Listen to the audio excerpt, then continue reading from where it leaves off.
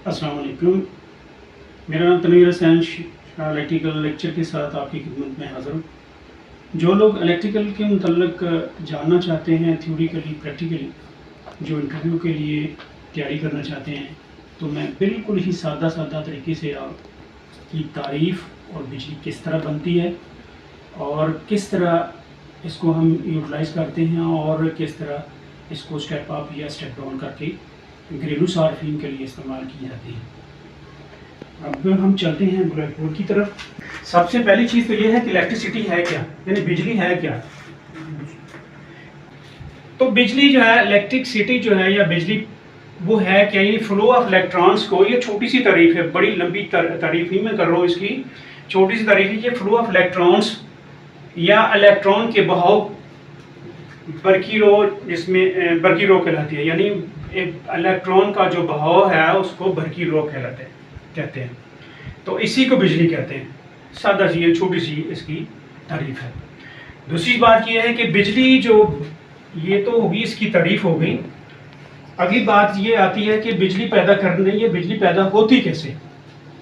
अभी इसके मुख्तलिफ तरीके हैं, यानी पानी से बिजली पैदा करना, वेंट सिस्टम है, मैकेनिकल पावर से, सोलर सिस्टम या भाप से।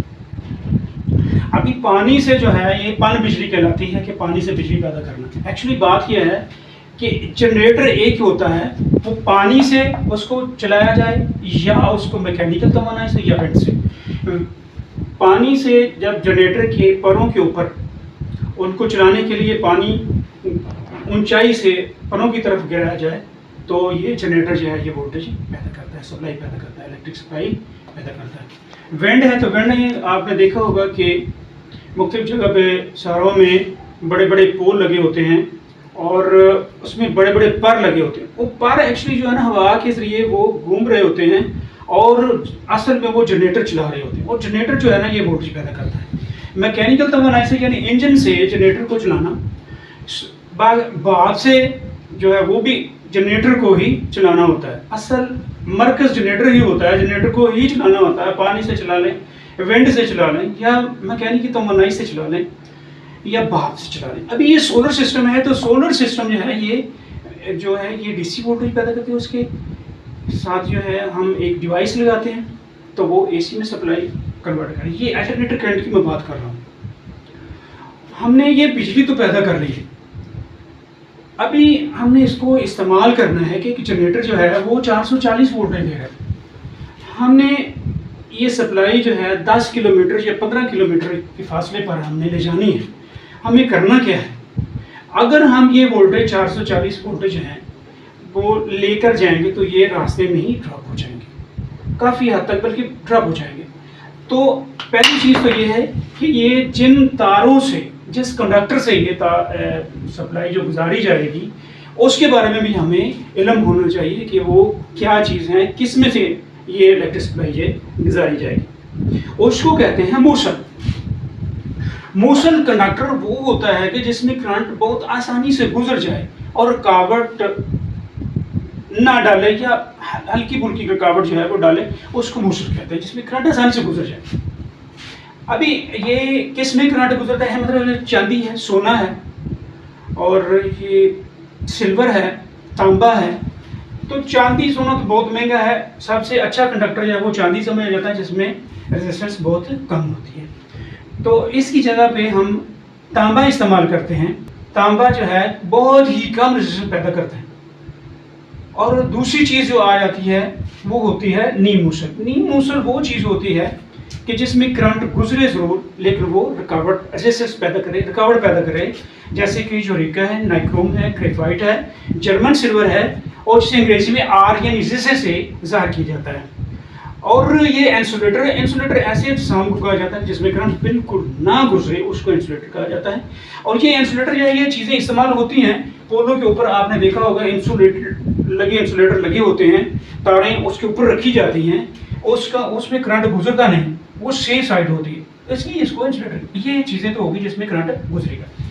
अभी करंट जो है हमारे पास, वोल्टेज जो है हमारे पास, वोल्टेज है 440 वोल्टेज हैं। जनरेटर से हमने पैदा कर ली 440 वोल्टेज, हमने 10 किलोमीटर आगे ले जाना है, तो हमें करना क्या है। तो इसके लिए ये होता है कि उसके लिए हम स्टेप अप ट्रांसफार्मर का सहारा लेते हैं। यानी स्टेप अप ट्रांसफार्मर वो होता है कि जिसको कम वोल्टेज दिए जाते हैं और ज़्यादा वोल्टेज जो है वो आउटपुट देता है। तो ज़्यादा वोल्टेज जो है, जब वो ज़्यादा वोल्टेज होंगे तो लेन लॉसेस बहुत कम होंगे, यानी वोल्टेज बहुत कम डाउन होंगे। जैसे कि फॉर एग्जांपल ये तरबेला डैम से बिजली पैदा हो रही है, तो वो उन्होंने स्टेप अप ट्रांसफार्मर लगाए हुए हैं। स्टेप अप ट्रांसफार्मर जैसे कि 1,32,000 है, 66 है और 33 के लिए जो है वो जारी है, सप्लाई जा रही है।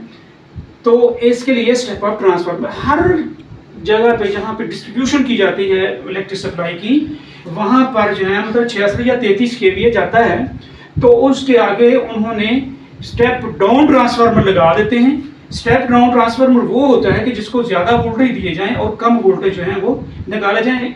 मतलब फॉर एग्जांपल ये 33 है, 33 को डाउन करके उन्हें 11,000 वोल्टेज यानी 11 केवीए उसने आउटपुट उस लिए ट्रांसफर करें। तो वो हम ओवरहेड के जरिए या केबल के जरिए मुख्तलिफ इलाकों में, शहरों में, गाँव में, घरों में इस्तेमाल करने के लिए या फैक्ट्रियों में इस्तेमाल करने के लिए 11,000 की ओपन लाइन जो है हम लेके जाते हैं। जहाँ पर ये 440 या 220 वोल्टेज की ज़रूरत है, तो वहाँ हम एक ट्रांसफार्मर स्टेप डाउन लगाते हैं कि जिसको 11,000 हम वोल्टेज देते हैं तो 440 वोल्टेज निकालते हैं। इसमें ये ट्रांसफार्मर जो होता है कि इसमें दो कैटेगरीज होते हैं। इसमें 440 volt phase to phase, 3 phase एक न्यूट्रल होते हैं। न्यूट्रल एक फेस और एक न्यूट्रल को लेंगे तो 220 वोल्टेज होंगे। ये 220 वोल्टेज घरों में सप्लाई इस्तेमाल होती है, मतलब इस्त्री है, पंखा, इस्त्री, ये चीज़ें जो हैं इस्तेमाल होती हैं। अभी ये चीज़ों तो हमें पता चल गया। हम हर चीज़ को नापने के लिए एक पैमाना दिया होता है। जैसा कि ये वोल्टेज तो आगे इसका जो चीज़ हम इक्विपमेंट लगाएंगे, मोटर लगाएंगे, तो उसका भी देखना है कि वो कितना लोड कितना ले रहा है, जिसको हम एम्पीयर से ज़ाहिर करते हैं। फॉर एग्जांपल ये वोल्टेज है, तो वोल्टेज जो है ये बेसिकली प्रेशर की इकाई होती है और बरकी दबाव की इकाई वोल्ट है, जिससे प्रेशर का अंदाज़ा किया जाता है। 1 ओम मज़ामत में से 1 एम्पीयर करंट गुजरने वाली दबाव की मिकदार 1 वोल्ट होती है। तो ये वोल्ट हो गया। अभी एम्पेयर है। इन चीज़ों में ये एक बेसिक जो हमारी जो पैमाने हैं वो है 3। पहले जो शुरू कौन से वोल्ट है, एम्पेयर और वाट।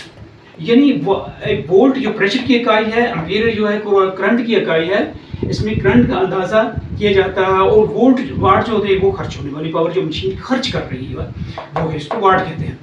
तो हमें किस तरह पता चलेगा कि जैसा कि एम्पेयर वर्ग की इकाई है, जैसे किसी वर्ग की दौर में करंट का अंदाज़ा करते हैं, जिस तरह तेल, पेट्रोल वगैरह के पैमाना गैलन से नापा जाता है, और इसी तरह करंट की मिकदार को भी नापा जाता है। इसको नापने के लिए क्या होता है, यही इसका सहारा। यानी ये मैं सिंगल फेस की बात कर रहा हूँ, 3 फेस की बात नहीं कर रहा हूँ। 3 फेस का लेक्चर नेक्स्ट इंशाल्लाह दूंगा। तो ये है कि वोल्टेज है, एम्पेयर, वाट, इन 3 चीज़ों को इसका हमने फॉर एग्जांपल ये हमने एक बना लिया है। जो चीज़ हमने मालूम कर ली, यानी 2 चीज़ें दी होंगी, या वोल्टेज एम्पेयर दिए होंगे तो कहा जाएगा वाट मालूम करें, या एम्पेयर वाट दिए होंगे तो कहा जाएगा कि वोल्ट एम्पेयर मालूम करें। जो चीज़ भी आपने मालूम करनी है तो ये इसी तरह वाट बटा वोल्ट, और एम्पेयर जो है एम्पेयर को आई से ज़ाहिर करते हैं, लेकिन मैंने ए इसलिए लिखा है कि हर बंदे के ज़हन में ये बात है कि एम्पेयर ए से। और जो भी चीज़ आपने इसका मालूम करनी है किसी इक्विपमेंट की, किसी मशीनरी की, तो उस पर आपने हाथ रख देना इस तरह। फॉर एग्जांपल वो पूछ रहे हैं कि वाट उसके इतने हैं, एम्पेयर वो चीज़ इतनी ले रही है, तो कितने वोल्टेज पे लगी, तो इस पर हाथ रख लें। तो इस ओके, यानी वाट बटा वोल्ट एम्पेयर करेंगे तो उसके वोल्ट आ जाएंगे। तो इसी तरह ये एम्पेयर मालूम करने हैं तो वाट बटा वोल्ट कर देंगे। अगर हमने वाट मालूम करनी है तो वोल्ट ज़रब एम्पेयर करेंगे तो उसके वाट आ जाएंगे।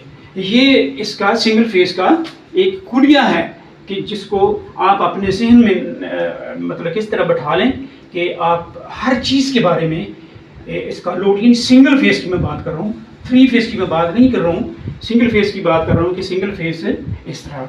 एक इस्त्री है